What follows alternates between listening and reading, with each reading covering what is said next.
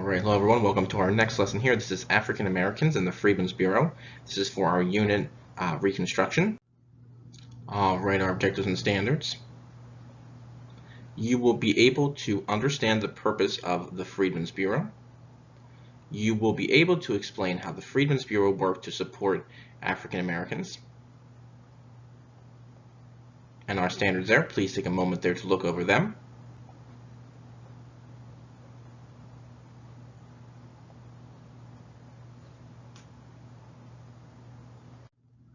And our desired result. How did the Freedmen's Bureau help African Americans? How did the Freedmen's Bureau help African Americans? So, trouble in the South. You've learned now, and we've discussed, that President Lincoln had different ideas to help reunite the South with the United States. War had devastated the Southern landscape and the economy.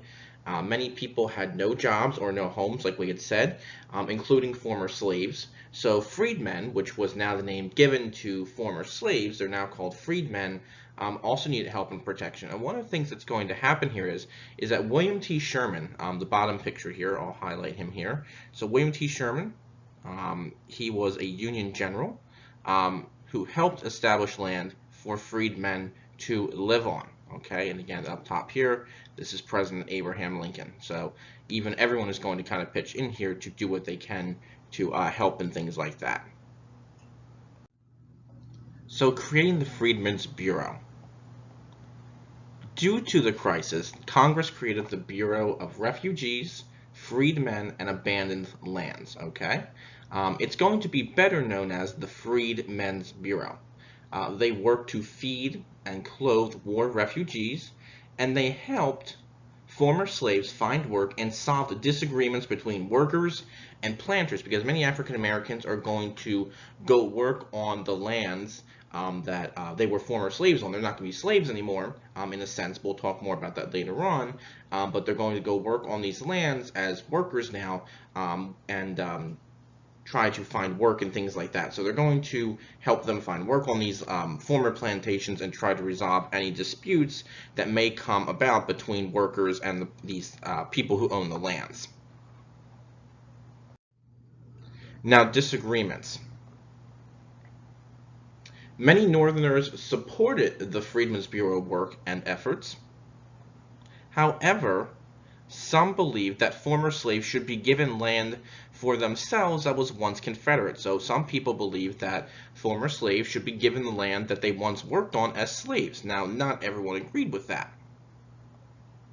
Others argued that taking land and giving it to others was against individual property rights, and Congress also agreed with this, and they refused to give away land as well. But we'll talk more about how African Americans are going to be treated on this land that they're working, and things like that, and some of the other rights and responsibilities that are going to come about for them as well. Excuse me. So, work by the Freedmen's Bureau.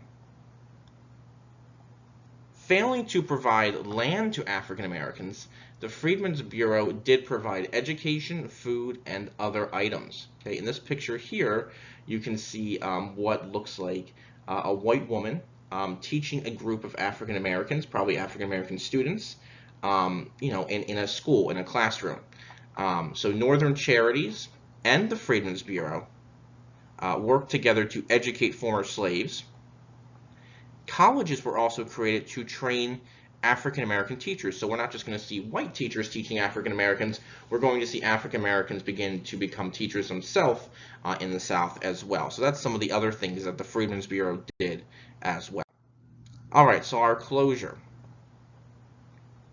How did the Freedmen's Bureau help African Americans? Think about how they helped them find work, how they gave them food and clothing and things like that, and also what they did in terms of education to try to help African Americans as well. All right. Thanks for listening. Thanks for watching, and I hope to talk to you all soon.